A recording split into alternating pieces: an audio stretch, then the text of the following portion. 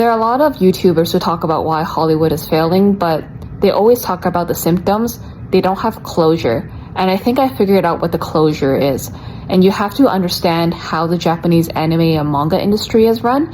And you also have to understand why Heated Rivalry worked so well. In Japan, there's something called moral rights. For example, if Emily Bronte were still alive today, and if she were a Japanese author, even if she sells the commercial rights to her work, if there is an adaptation of Wuthering Heights that she feels ruins the integrity of her original work, she can block it from being made. And that is something that simply does not exist in Hollywood, because Hollywood is run by gatekeepers, where the number one in the room is the studio executive, not the original author. The reason why Heated Rivalry works so well is because Jacobtierney works a lot like how the Japanese manga publishers and anime studios work, in that he went and he looked for source material himself. He didn't look at the gatekeepers. Even today, if you look at the film festival labs, usually they require that you have producer credits and that somebody else already trusted you with a budget, or you were selected for another film festival. So in essence, there's no such thing as breaking into Hollywood through the labs, because the labs just keep selecting the same 500 people who are already part of the system. That is not how manga publishers work.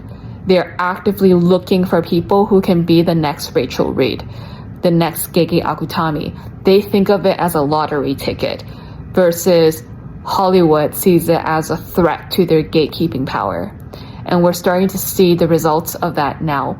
As Gen Z and Millennials embrace anime, even with the rise of social media platforms like TikTok and Instagram, anime is actually growing with the social media platforms, versus the social media platforms taking away a lot of the revenues of streaming, of advertising for the Hollywood studios, and Hollywood relying so much on gatekeepers and not making authors number one is also the reason why they've gone from 1950s cultural superpower producing stars like Audrey Hepburn and Marlon Brando to basically third world in terms of cultural capital and relevance. This is the reason why. And the great thing about Heated Rivalry is that it balances the best of both worlds.